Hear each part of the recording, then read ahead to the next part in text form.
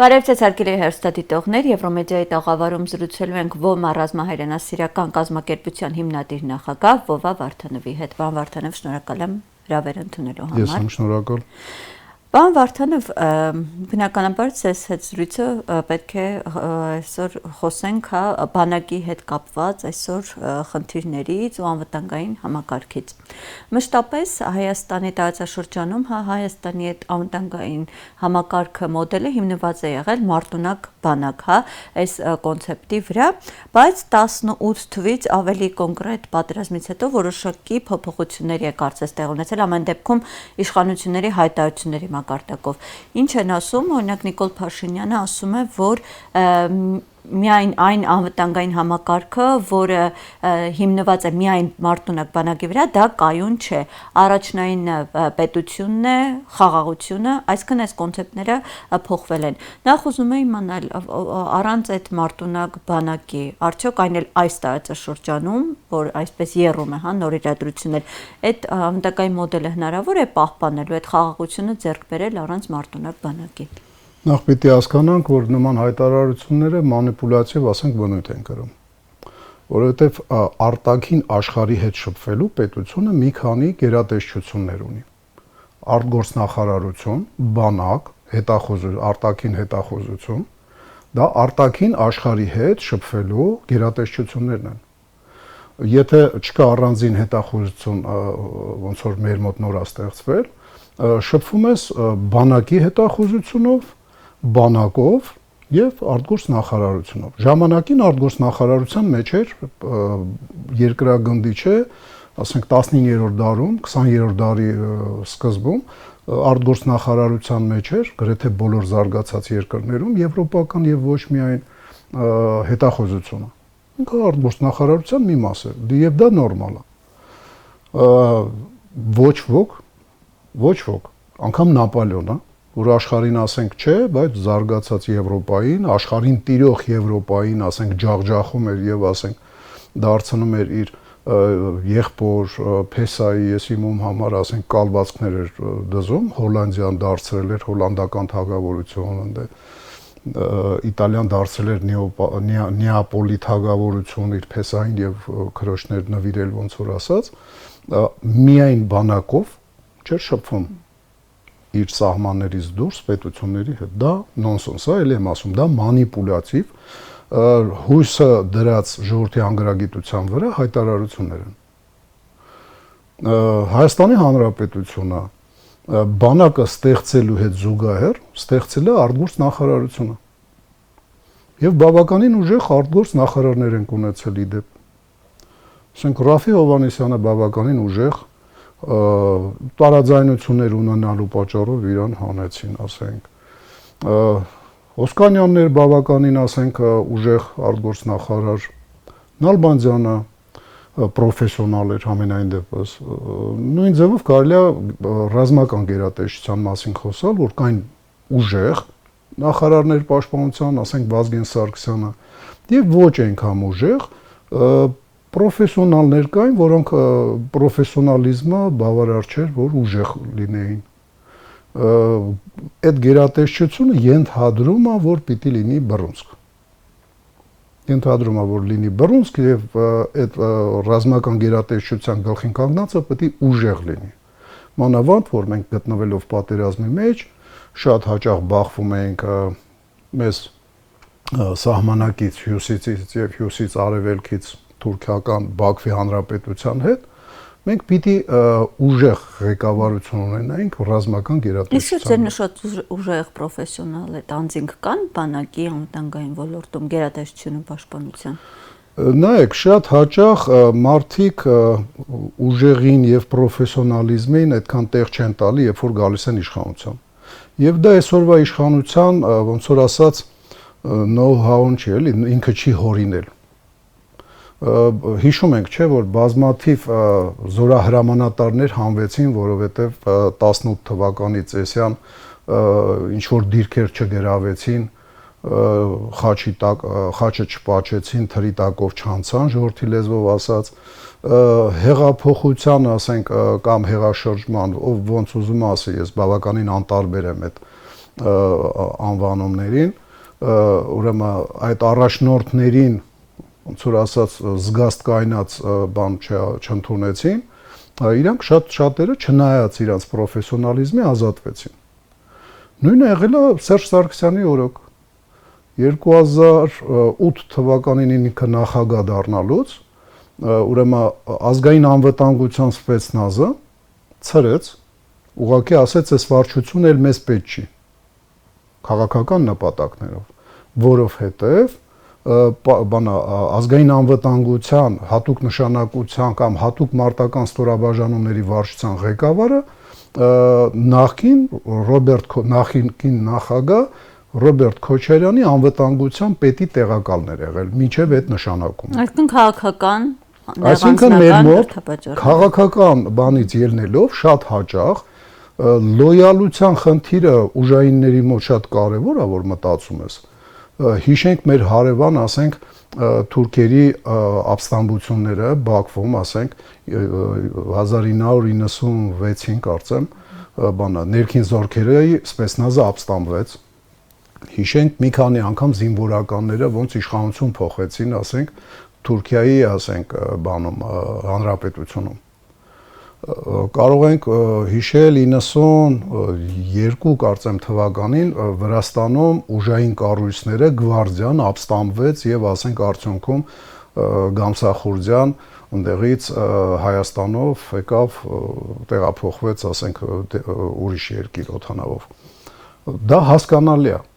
լոյալության խնդիր կա, բայց պատերազմի մեջ փաստորեն գտնվելով, իսկ քանի որ չկա խաղաղ պայմանագիր, չկա իրական խաղաղություն, իսկ դա այդ երկու բանը պետք է իրար հետ զուգահեռ լինի։ Եթե մեկը կա, մյուսը չկա, դա խաղաղություն չի։ Ուրեմն այդ վիճակները հաշվի առնելով չի կարելի միայն լոյալության բանով պաշտոնանկ անել պրոֆեսիոնալներ։ Պարոն Վարդանով, Սեր նշած այդ խաղաղությունը, հա, այսօր իսկապես այսօր, հա, ինչպես տեսնում ենք արտաքին ոլորտում հիմնական առաջնային իրենց բանը դա է, հա, առաջնահերթությունը կարելի ասել խաղաղությունը, բայց դա իսկապես այսպես կայուն, հա, ամուր հիմքեր ունեցող խաղաղություն է, թե պարզապես այսպես հայտարարությունների մակարդակով ու ընդհանրապես ցանկությունների ոլորտում է։ Դե նայեք, թուրքերը իրանց ոտատեղը արել են Հայաստանի Հանրապետության սահմանը խախտելով, դեռևս 21 թվականին զինադադարի պայմաններում Արցախը դեռ կա, մենք Արցախից ոնց որ ասած հրաժարվելու արդեն process-ը սկսել էինք, որտեղ 20 թվականի նոյեմբերի 9-ի պայմանագիրը Արցախից հրաժարվելու մասին է խոսում։ Եվ ով դա չէր հասկանում, ասենք, ինքը հետո տեսավ այդ դառը պտուղները։ Ոման օրինակ հասկանում էր եւ մինչեւ 20 թվականը բազմաթիվ առաջարկները ֆիլիալներ բացելու մարզերում ես մերժել եմ 20 թվականի նոյեմբերի 9-ից մարտի դաշտից վերադառնալուց հետո առաջինը ինչ արել եմ դա ֆիլիալները բացենք, որովհետեւ մենք դառնում ենք անպաշտպան, ասենք, Գեղարքունիքից մինչեւ Իրանի սահմանը դեռևս ասենք այդ 20 թվականի նոյեմբերից առաջնագիծը կորցրել ենք, որը որ պաշտպանում էր մեզ հյուսից, կարճ ասած Վահանը մեր մեջքից հանեցին, որը բավականին լուրջ Վահան էր, օպերատիվ խորություն էր ապահովում, կարող էր հետնահանջներ աներ տասնյակ կիլոմետրերով ակտիվ պաշտպանական պաշտպանություն։ Իսկ այդ նշած համակարգը 18-ից հետո չխարխլվեց հենց։ Ոչ, 18 թվին հետո չէ, 18 թվականին արդեն որոշակի խնդիրներ ուրվագծվեցին, մենք շատերս շատ բաներ ենք մոռանում եւ հաճախ վերագրում ենք ավելի հին ժամանակներին, ասենք, մի ինչ-որ բան ենք արել, սխալվել ենք 10 տարի առաջ, ասում ենք դեռ Տիգրան Մեծի վաղը տենց ա եղել, տենց չէր, լավ կլինի մեր հիշողությունը մի քիչ ավելի թարմ լինի, մեր մտավոր հնարավորությունները դա ասենք կզարգացնի։ 2018 թվականի փետրվարի սկզբին, ինչքան հիշում եմ, Իլհամ Ալիևը Բաքվի, ասենք, ավտոկրատորը Բաքվի Հանրապետության Նախիջևանում ուրեմն այցով էր եկել Նախիջևան եւ Տալիբովի հետ միասին այդ Նախիջևանի առաջնորդներ բեմից հայտարարեց, որ ես հրամայում եմ 200 կիլոմետր ճանապարհներ սարքեք դեպի առաջնագիծ, դեպի Հայաստանի սահմանները, որից 100 կիլոմետրը նոր ճանապարհներ, իսկ բանը 100 կիլոմետրը եղածը թարմացրեք, ավելի տեխնիկայի համար անցանելի դարձրեք։ Եվ շատ արագ այդ հրամանը կատարվեց, որի արդյունքում դեռևս ապրիլ ամսին թուրքերը առաջխաղացում ունեցան Նախիջևանի ուղղության վրա 3-ից 7 կիլոմետր առաջ եկան։ 3-ից 7 կիլոմետր, ուրեմն ոչ թե մեր պոստերը իրանք գրավեցին, այլ Չեզոկ գոտին շատ լայն էր, ճանապարհները Չեզոկ գոտու հատվածում առաջ եկան այսինքն։ Այո, այդ ճանապարհները շատ վատն էին համ իրանց կողմից, համ մեր, եւ թուրքերը առաջ եկան այդ ճանապարհները կառուցելով 3-ից 7 կիլոմետր 11000 հեկտար հող իրանք վերկալեցին հենց իրենց հայտարարությունով։ Ու մեզ ձեռ էին առնում մեկնաբանները իրանց ասելով, որ հիշում եք 400 թե 700 բանը վիճում էիք իրար մեջ, ասենք 16 թվին կորցրեցիք, հենա 2 տարի անցավ 11000 եք կորցրել։ Դա ինչ եղավ, ասենք, իրանք Նախիջևանի ուղղության վրա այդ նեյտրալ կեն Չեզոկ գոտին, որ վերցրեցին, հնարավորություն ստացան անմիջապես մի քանի 100 մետրից կրակել, ասենք, Արենի կամ Զանգակատան բնակիչների վրա, երբ որ իրանք դաշտում կամ այգիում գործ էին անում։ Արենի գյուղից կրակակետը մոտավորապես ուրեմն այդ ուղղության վրա գետին զուգահեռ երևի մի 8 կիլոմետր հեռավորության վրա էր, դառավ 2-2.5։ Ինքը ձեռք բերում ունեցավ։ Մենք թվում է թե կորուստ չենք ունեցել մեր դիրքերը։ Փաստացի կորուստ է ունեցել։ Պարոն Վարդան, բայց այսօր էլ այնպիսի մի իրավիճակ է ստեղծվել, որեն հիմնական բարձունքները, որոնք ռազմավարական նշանակություն ունեն, մեծ մաս ամեն դեպքում իհարկե ապօրինաբար, բայց Ադրբեջանի վերահսկողության տակ է, թե Ջերմուկի հատվածում, Սյունիքում։ Դե դա եղավ արդեն այդ ժամանակ սկսեց, դեռևս ասենք այդ խառը վիճակներն էր։ Ու երբ որ հարցեսուղում երբ են իշխանությունն են, երբ են պատրաստվում, ասենք, դուրս գալ տարածքից, չէ որ խաղաղության շուրջ քննարկումներ են գնում, ասում են, որ երբ որ լինի սահմանազատում, սահմանագծում։ Դե իրանց հայտարարությունը շատ հասկանալի է, ես էս բանը երասխի եւ բանի Արենու Զանգակատան ուղղությունը երբ որ պատմեցի, ուրեմն ես փորձում եմ հիշեցնել մեր հայրենակիցներին, որ սկսեց process-ը այդ ժամանակ, որի շարունակությունը արդեն եղավ Արցախի ուղղության վրա, ասենք 44-օրյա մարտերը, որի շարունակությունն է բանը եղել 21 թվականի մեծ ու փոքր իշխանասարեր Սև լիճ, Վարդենիսի ուղղության վրա 21 թվական գարուն, դրա շարունակությունը եղավ 22 թվականի Ջերմուկի եւ Կապանի ուղղության վրա իրանց առաջխաղացումները։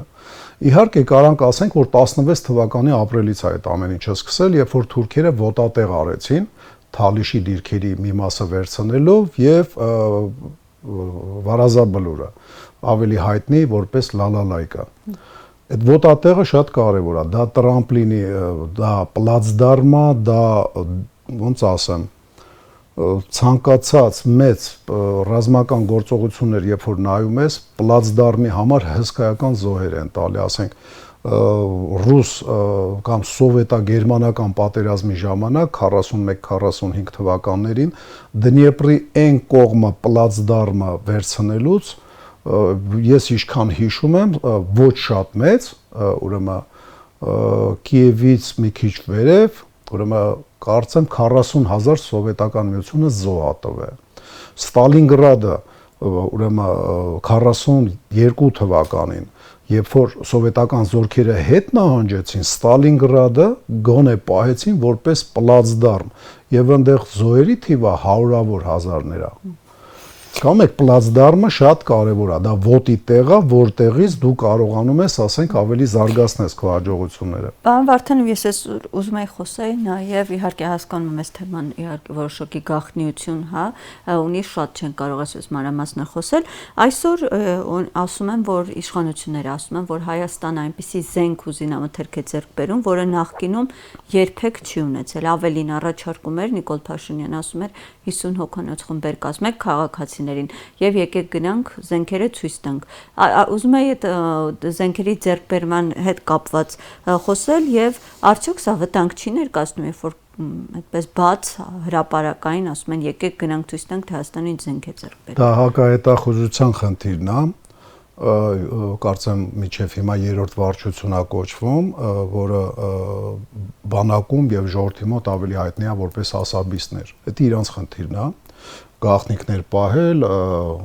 ցանկացած մի բան ասեմ, պոստում նկարելու համար կարա մարդը լուրջ պատիժներ կրի։ Լուրջ պոստը նկարելու։ Պոստ, որի մեջ 8 զինվոր է, որի մեջ չի կարա գաղտնիք լինի, ընդհանրապես, от слова совсем։ Գաղտնիք չի կարա պոստը լինի, որտեղ թուրքը հեռադիտակով դիտարկում է։ Անօթաչուն հանեց, մի հատ է վերևի ռակուրսից, ասենք, նկարը հանի։ Մի հատ էլ, ասենք, աննկատ բանա, անօթաչու սարքը մցրեց մեջքի հետևից էլ նկարեց, բանը կարա 3D մոդելը անի, ասենք 3D մոդելը հանի ու ավելի լավ պատկերացում ունենա պոստի, ասենք, կառուցվածքից, դիրքից, անձնակազմից, քան անգամ այդ պոստում կանգնած մեր դիրքապահը։ Դա գաղտնիք են պահում, հանգարց ու հանգարց չնկարել, պոստեր ժուրնալիստներին, եթե տանում են հանգարց չնկարել, ծիծաղալի է, բայց զենքը, որը որ ժամանակակից է, որը արտասահմանից է գալի, որի անգամ անունը տալը դա ոնց որ ասած գաղտնիք է, գաղտնազերծում է, բավականին լուրջ գաղտնի գործարք, մենք դա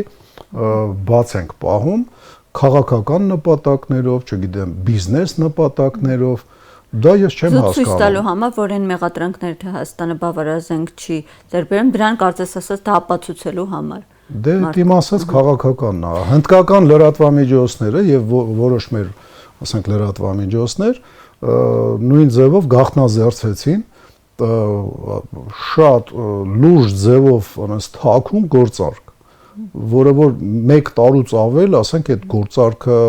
բանակցվում էր շատ գաղտնի կերպով, ոնց ավելի գաղտնի, քան տերորիստները իրանց, ասենք, բանն են անում ու դա ճիշտ է, դա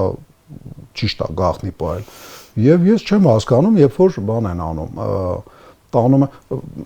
նայեք, լրատվամիջոցների ժուրնալիստներին առաջի անգամ որպեսզի ապացուցեն, որ շատ լավ բան են կառուցում, ոչ թե ոմայի գմբեթներն են, ոմայի գմբեթները դա գմբեթ 1, 2 եւ 3-ներն էր, որոնք մենք կառուցում էինք ժամանակավոր այս գիծը ապահովելու համար, Զոդից մինչև Նռնաձոր, ուրեմն Մռավի լեռնաշղթայից մինչև, ասենք, Արաքս գետը, որտեղ հնարավոր էր կառուցել, ասենք, մենք կառուցում ենք դրա համար, որ հնարավորություն տայինք բանակին, ինքը ավելի լուրջ բան աներ։ Եվ ավելի լուրջ բանը իհարկե մի քիչ իրանք չափսի մեջ են հասկացել, որ պիտի չափով ավելի մեծ լինի,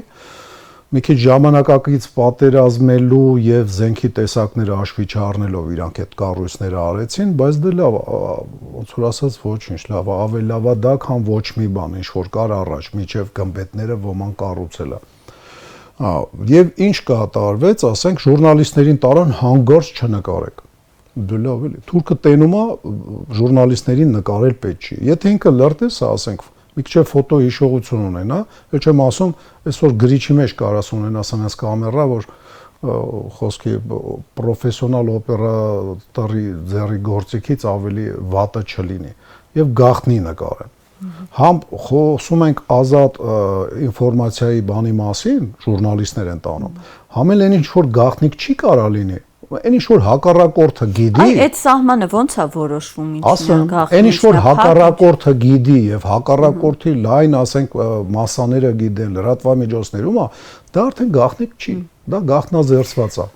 Բայց այն ինչ որ ինքը չի իմանում, պետք է գաղտնիք պահես, նույնիսկ ասենք աման չամանի արտադրությունը, որ ինքը մտածի, որ այնտեղ, չգիտեմ, հրթիռներ ենք սարքում 15 կիլոմետր օդ թռնող։ Պարոն Վարդանով, եւ մի հարցի վերաբերյալ է, եղել է ժամանակաշրջան նախկինում, երբ որ որևէ երկիր կամ կազմակերպություն Հայաստանին հրաժարվել է զենք տալ, ինչպես օրինակ իշխանությունները ասում են։ Հնարավոր է, կարա լինի։ Հապկի պատճառով է եղել եւ վստահ չեն եղել, որ Հայաստանի ինքնիշխան տարածքում է լինելու։ Հնարավոր է, ես նման փաստեր չգիտեմ։ Ես գիտեմ 16 թվականին, երբ որ թուրքերը անօթաչուների սարքերը եւ օպերատորներին Իսրայելից բերել են եւ Իսրայելի գործիքներով Իսրայելի քաղաքացիները խոցում էին հայկական տանկերը, անձնակազմը, այդ ժամանակ, ասենք, Իսրայելի որոշ արտադրողներ, այդ թվում Elbit-ը, Rafale, լավ Աստված իրանց հետ, իսրայելական կառույցներ եւ հետո հայտարարեցին, որ մենք Հայաստանին էլ կարանք վաճառենք, դիմող չի եղել։ Փաստորեն այն բանը, որ հապքի անդամ ենք այդ պատճառաբանությունն այլ եւ դրա պատճառով չեն ծախել, ինքը հենց մոտս կասկածներ առաջացնում, որ դա իրականություն լինի, ամենայն դեպս Իսրայելը բացահայտ հայտարարել է, դուք դիմեք, ձեզ կծախենք։ Որտեւ այդ ֆիրմաների հայտարարությունից հետո Իսրայելի կառավարական, ասենք, ներկայացուցիչն էլ ասաց, հայերը մեզ չեն դիմել, թուրքը դիմել է, թուրքին տվել ենք։ Դիմեին իրանց էլ կտայինք։ Չի բացառվում, հետո պահագար գցեին, չտային, չգիտեմ։ Բայց ամենայն դեպս մենք ֆրանսիական եւ իտալական համակարգեր ենք ձեռք բերել Միլան անունով հակատանկային ՆԱՏՕ-ի երկրներ, լավ Իսրայելը ՆԱՏՕ-ի անդամ չի, կարող է ՕԴԿԲ չէ, դրա վրա ասենք անտարբերանային, բայց ՆԱՏՕ-ի երկրից Ֆրանսիայից եւ Իտալիայի արտադրության, ասենք, միլիոններ ենք ձեռք բերել, ես իշքան հիշում եմ, նույնիսկ ասենք սիմվոլիկ գումարով է վաճառվել էդի մեզ, շատ սիմվոլիկ։ Բայց խնդիրը ուրիշ բանի մեջ է, էլի, այդտեղ էլի կա մանիպուլյացիա, մարդկանց, ասենք, մոլորեցնելու, իրականության շուրջ ֆռսնելով, ասենք, մոլորեցնելու խնդիր է լուծվում։ Ուրեմն ինչի հետ է։ Ուրեմն բանա, Ռուսաստանը մեզ անվճար էր, գրեթե միշտ զենքը տալիս։ Անվճարից դժվար է հրաժարվել անցնել վճարովի ուրիշից զենք գնել, то есть հոգեբանորեն ինքը ծանր վիճակ է առաջացնում, ասենք, այդ գնողի մոտ, որ նոր պետք է գնոր դառնա, միշտ ունեցել է բավարար քանակով անվճար, իսկ հիմա վճարովի։ Ինչ թվում է, այդ է պատճառը, որ մենք մեծ քանակ արտասահմանյան, ասենք, ոչ Ռուսաստանի արտադրած զենքեր մեծականակ չենք ունեցել։ Ուրիշ պատճառ, էդի մանիպուլյատիվ է, էդի բանի մեջ է, էլի, այն ռակուրսի մեջ է, որ կամաց բան դառնանք երկուսի հետ էլ լավ լինենք, համ արևմուտքի, համ Ռուսաստանի։ Բայց դա հնարավոր է, դա իրատեսական համարում եք։ Կարծում եմ երկու լարի վրա խաղալը։ Կարծում եմ հնարավոր է։ Ամենը լավ լարված ժամանակաշրջանը, որ եղել է երկբևեռ երկրագնդի վրա,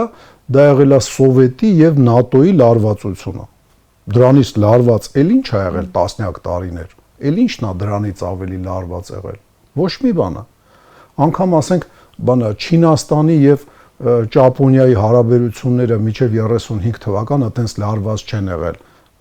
Այդքան երկար ժամանակ լարված չեն եղել, բայց կար Ֆինլանդիա,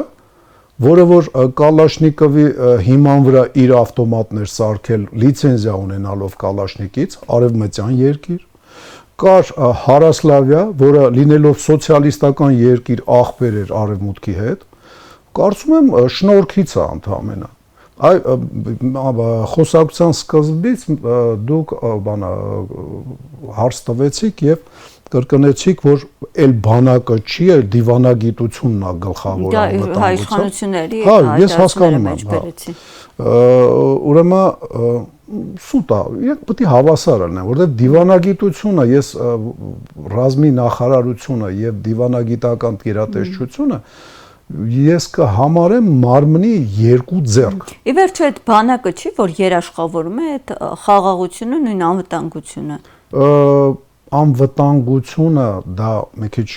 բան է, էլի, ինքը արտաքին աշխարհի հետ շփվելու գործիք է։ Եվ ձախ ձեռը, աջ ձեռը պետք է իրար հավասար լինեն։ Հակառակ դեպքում մարդը դառնում է դիստրոֆիկ։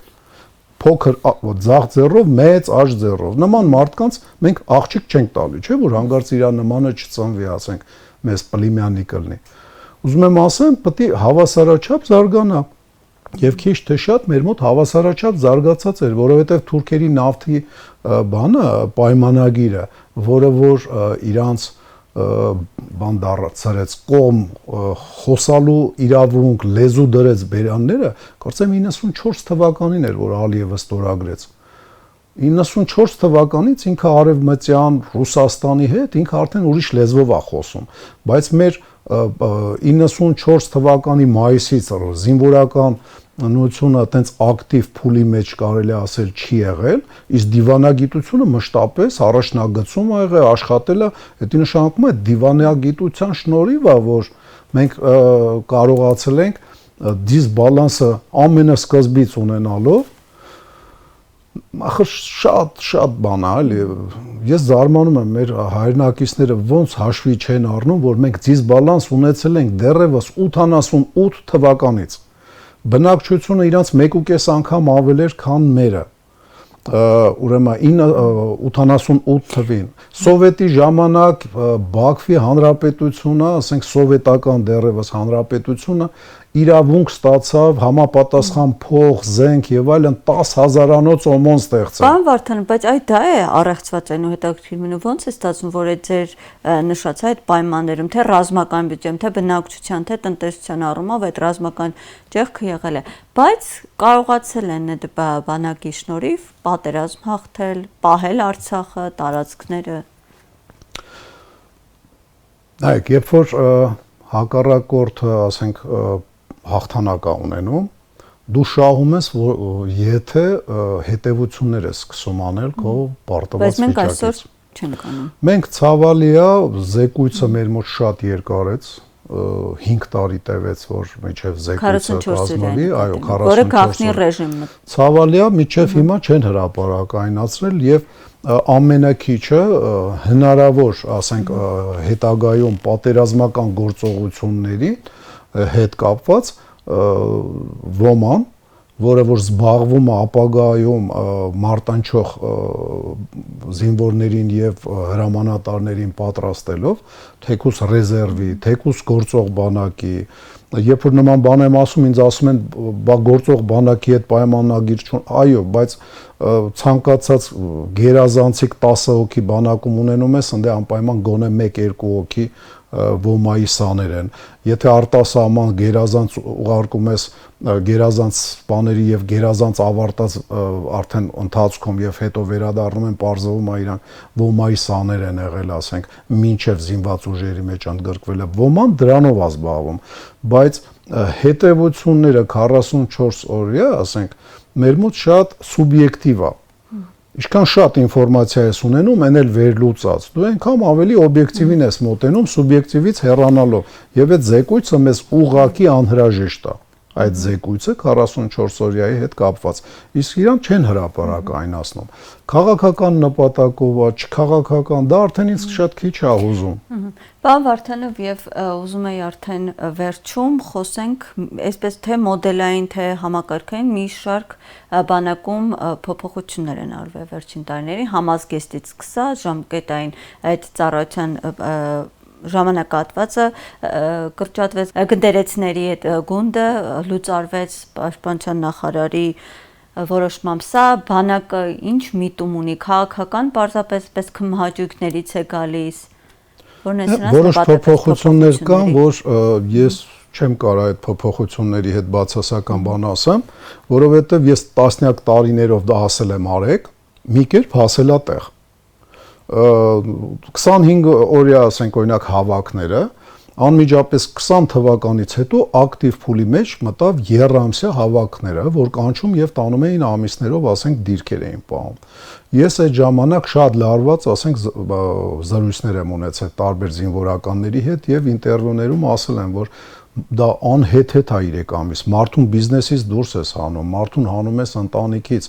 այս արագ տեղաշարժվող, ասենք, աշխարհում դա շատ մեծ բան է, հանցանք է, հենց նույն պետության նկատմամբ, որտեղ մարդուն զորով դարձնում ես դասալիկ։ Հսկայական քանակ մարդիկ հրաժարվելու են 3 ամսով գնալ եւ մի ամիս պիտի լինի։ Դա հիմա դարձրել են 25 օրյա, ես դրա դեմ չեմ կարող բան ասեմ, որովհետեւ ես դրա ջատագողն եմ եղել, մինչև այդ բանը ընդհանրապես իրանց մտքով անցել է այդ որոշումը ընդունողը։ Բայց կան որոշումներ, որ գիտեք ինչ, ես ավելի որպես սպառող եմ նայում։ Մարտի դաշտում այդ ամեն ինչը օգտագործող եմ նայում։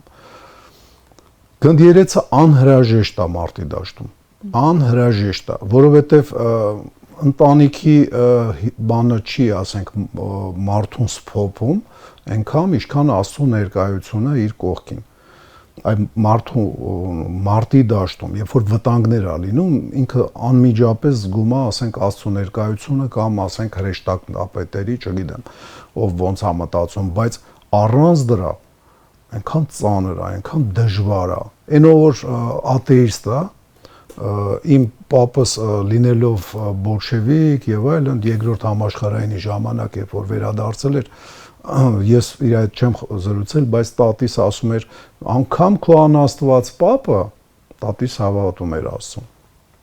Պատերազմի ժամանակ օրը մի քանի անգամ Աստծո անուն էր տալի։ Գոնե մտքում։ Հասկանում եք, չի գալի զինվորին զրկել անմիջապես Աստծո պաշտպանությունից։ Թեկուզ թվացial շատերի կարծիքով։ Իսկ մի մասը կարծում է, որ դա թվացial չի։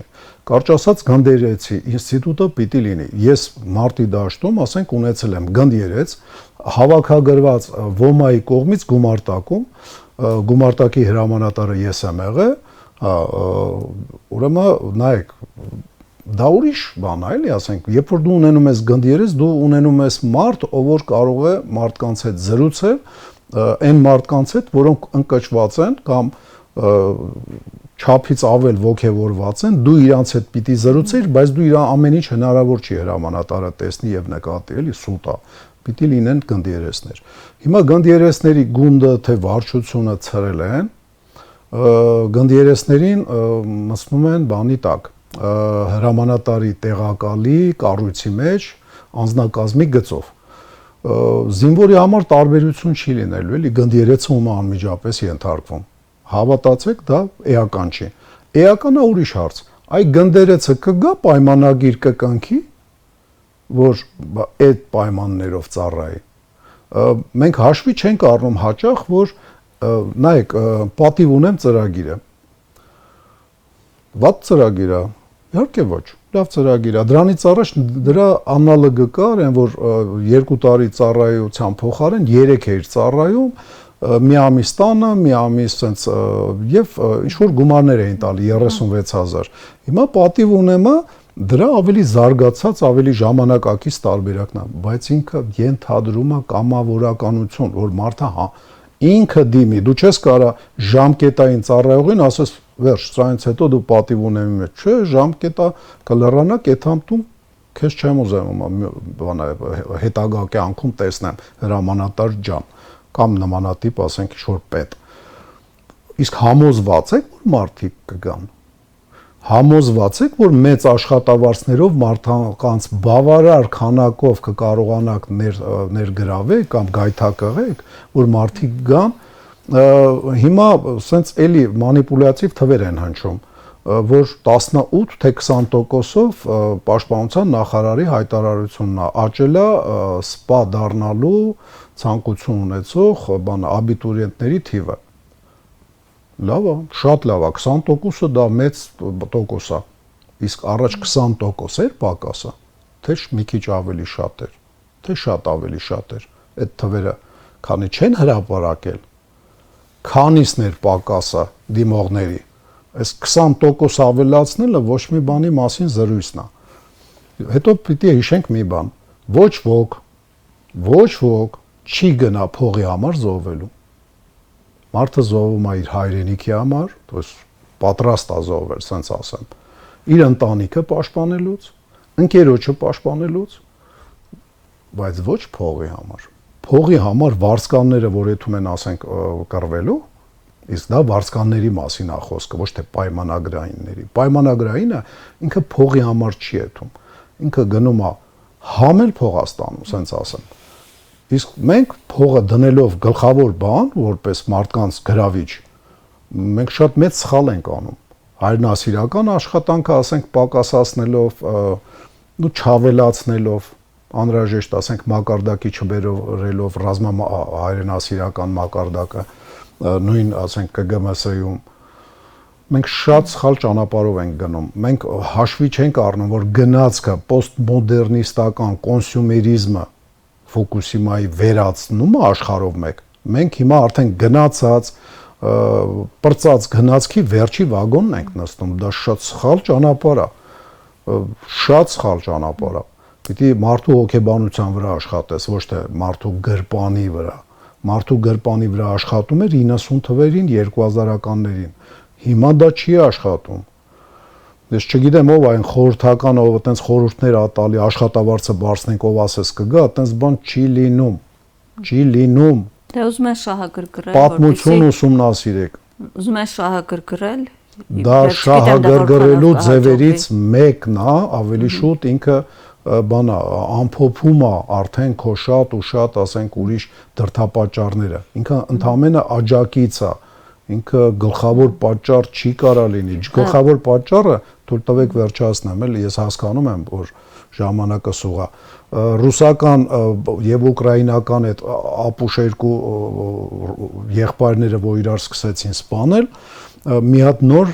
բանա տերմին է հայտնվել ռազմական սլենգում։ Դրանից առաջ կար գրուս 200, գրուս 300, դա զոհվածներն ու վիրավորվածներն էին։ Հայտնվել է գրուս 500։ Գիտեք ինչի մասին է։ Մենակ դա արդեն պետք է հուշեր մարդկանց, որ մեծ սխալ են գործում հույսը դնելով միայն փողի վրա։ Դա կոնտրակտ ստորագրած մարդիկ են, որոնք պատերազմել չէին ուզում։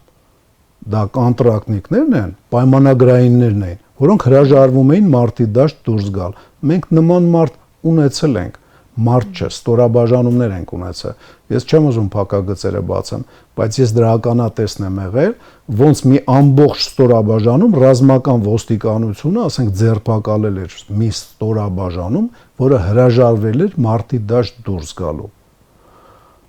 Նույն ձևով հիշում եք Շուշիի օպերացիայի համար